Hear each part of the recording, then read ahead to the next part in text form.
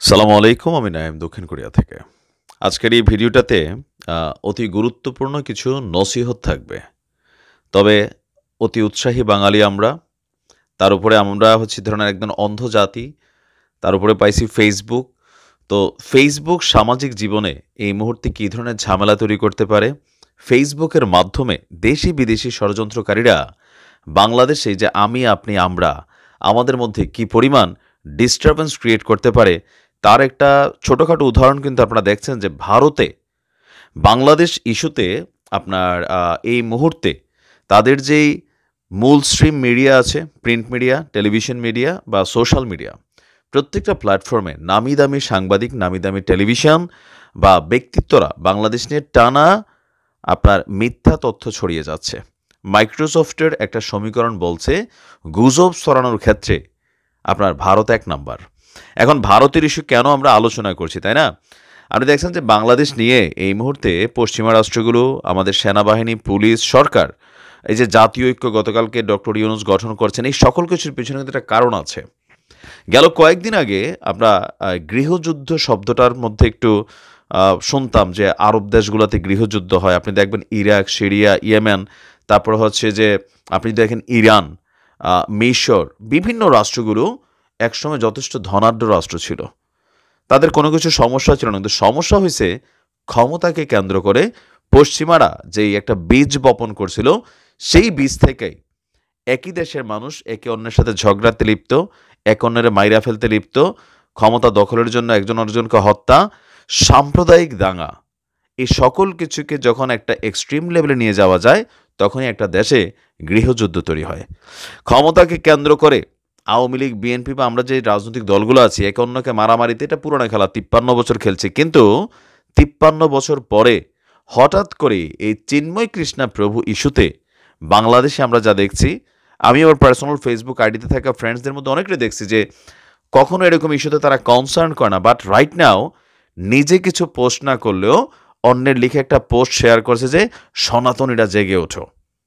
আপনি এটা হালকাভাবে নেওয়ার সুযোগ নেই।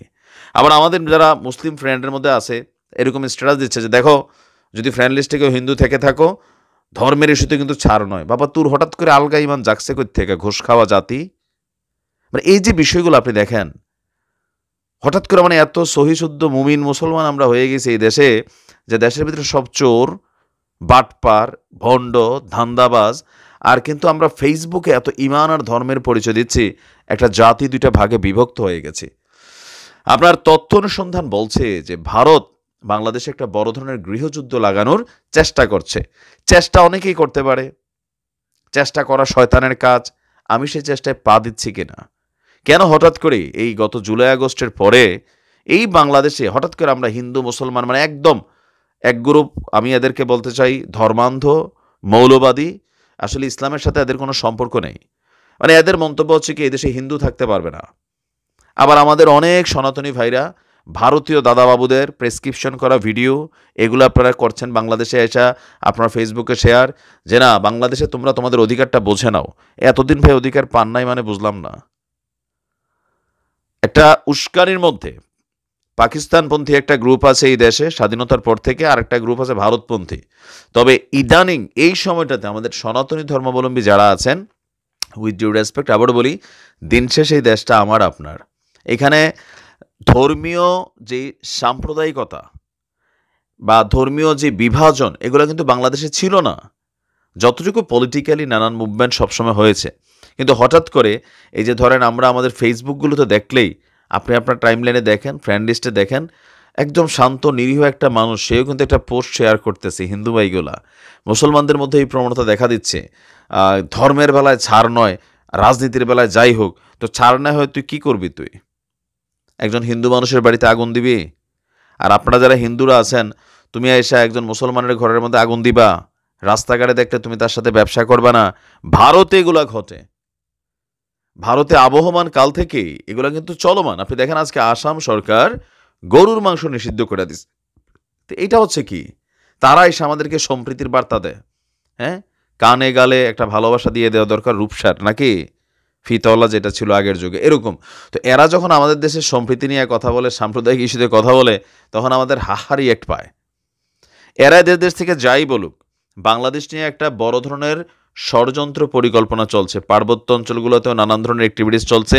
আর সারা বাংলাদেশের মানুষদের মধ্যে পাকিস্তানপন্থী কিছু প্রেতাত্মা আছে, এরা একটা খেলা খেলতেছে, আরেকটা আছে ভারতপন্থী। এই দুই খেলায় বাংলাদেশের জনগণ তারা নিজেদের নিজেদের ঐক্য ভুলে গিয়া এই দুইটা টানে কিন্তু বিভক্ত হয়ে যাচ্ছে। এটা অশনি সংকেত, অশনি সংকেত। কিন্তু মনে রাখেন, দেশ বাঁচলে আপনি বাঁচবেন। দেশ যদি সুস্থ থাকে, দেশ যদি স্বাভাবিক না থাকে, তাহলে আপনার পরিবার না খাইয়া মরবে ভাই। বিদেশ বৈশা উস্কানি দেওয়া খুবই সোজা। দিন শেষে আপনি বাংলাদেশে যাবেন, যারা ফ্যামিলি নিয়ে বিদেশ থাকে তাদের হিসাব আলাদা।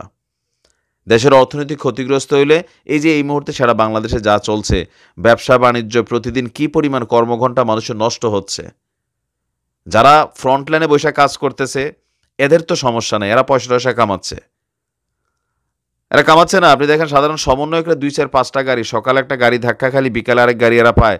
আপনি কয়টা পান? চাক্কার তো পাংচারি মারতে পারেন না।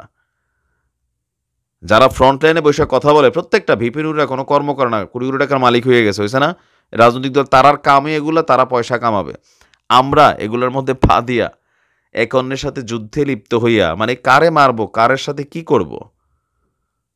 হঠাৎ করে বাংলাদেশের এই পরিস্থিতি নিয়ে প্রতিনিয়ত কিন্তু প্রতিবেদন আসছে, ভালো না। যে কোনো একটা জায়গায় একটা ঘটনা ঘটবে, এরপরে দেখবেন এটা মুহূর্তের মধ্যেই ছড়াই পড়বে। গোয়েন্দা তথ্য প্রতিদিনই আসছে, আর আমি নিউজগুলো আপডেট দিচ্ছি। সো ফাইনালি একটা রিকোয়েস্ট আপনাদের কাছে, এটা আমার জায়গা থেকে ব্যক্তিগতভাবে। ভাই, আমি একজন মুসলমান, আমার কাজ হচ্ছে 5 ওয়াক্ত নামাজ পড়া যদি পারি, পরিবারে আমল শিক্ষা দেওয়া, রোজাগুলো রাখা, জাকাত দেওয়া, পারলে সাদাকা করা, আর এর বাইরে হচ্ছে পারলে হজ করা। এতটুকু সিম্পল পালন করেন, বাংলাদেশ সুন্দর হয়ে যাবে। আপনি হিন্দু, আপনার কয় ওয়াক্ত বা কয়বেলা পূজা আছে, পূজা করেন, সুন্দরভাবে ব্যবসা করেন, প্রতিবেশীর সাথে ভালো সম্পর্ক রাখেন। অযথা ভারতের কোনো কথা ইন্সপিরেশন হইয়া আপনি বাংলাদেশের নাগরিক হইয়া আপনি ওইটাকে অ্যাডপ্ট করতে পারেন না। বাংলাদেশের একজন নাগরিক, আপনার চিন্তা ভাবনা মননশীলতায় বাংলাদেশ কেন্দ্রিক চিন্তা হইতে হবে। ওই মোদির দেশ থেকে কি বলছে, ঠিক ঠিক ঠিক, আপনি বাংলাদেশের সাথে গাদ্দারি করতেছেন। নর্মাল থাকেন আপনি, নর্মাল থাকে আমি, বাংলাদেশ সুন্দর থাকবে। কিন্তু তার বাহিরে অতি উৎসাহী কোনো ভূমিকা পালন করলে বাংলাদেশ ক্ষতিগ্রস্ত হবে। রাজনীতিবিদরা পয়সা কামিয়ে দেশ ছেড়ে চলে যাবে, তাদের সমস্যা নাই, কিন্তু এই দেশটাতে আমি আপনি থাকতে হবে। মিয়ানমারের নমুনা দেখেন, মিয়ানমারের নমুনা দেখছেন না? এখনও তো দেখতেছেন, চোখের সামনে কিন্তু প্রতিবেশী রাষ্ট্র শেষ সব। আমরা ফিলিস্তিন নিয়ে কথা বলি, ফিলিস্তিনের নমুনা দেখেন। ভারতের সাথে কখনো লড়াই শুরু হইলে 10 মিনিট লাগবে বাংলাদেশের তামা তামা করতে, এটা মনে রাখেন। আজ এরা ফেসবুকে বক্তব্য দিয়ে তো লাভ নাই, প্র্যাকটিক্যালি হিসাব করতে হবে। বিশ্বের 3য় বৃহত্তম শক্তি। আমরা খামাখা কারোর সাথে লাগতেও যাব না, আর এদের কোনো প্রেসক্রিপশনে নিজেদের মধ্যে আমরা ঝগড়া তৈরি করব না। ভারতের সাথে আমাদের যতটুকু ন্যায্যতা আছে, ভারতের সাথে যতটুকু কথা বলার দরকার আছে, সম্মানের ইস্যু আছে, আমরা আমাদের জায়গা থেকে প্রতিবাদ করব, লড়াই করব। কিন্তু ভারতীয় কোনো ষড়যন্ত্রের জাল আপনি অ্যাডপ্ট করে নিয়ে আসেন না। একতারা আছে যুদ্ধ টুদ্ধ লাগায় মজা নিবে। ভালো থাকুন, সচেতন থাকুন, আর ফেসবুকে যে কোনো কিছু দেখা মাত্রই শেয়ার করবেন না, যে কোনো কিছু দেখা মাত্রই বিশ্বাস করবেন না। যাচাই করেন, বাছাই করেন। এই যে দেখেন, একটা ছবি নিয়ে ভারত তোলপাড় হয়ে গেছে। কি? একজন হুজুর, হাতে বাংলাদেশের পতাকা, পায়ের নিচে ভারতের পতাকা। এখন দেখা গেল কি একটা এআই প্রযুক্তিতে তৈরি করা ছবি, কিন্তু এটা নিয়ে কত কাহিনী হয়ে গেল। সো ফেসবুকে দেখা মাত্রই কোনো কিছুতে বিশ্বাস করেন না, বিশেষ করে আমাদের হিন্দু ভাইদের বলছি। হ্যাঁ, যাচাই বাছাই কইরা শিওর হইয়া আপনি তারপরে কোনো মন্তব্য করবেন। ভালো থাকুন, আসসালামু আলাইকুম।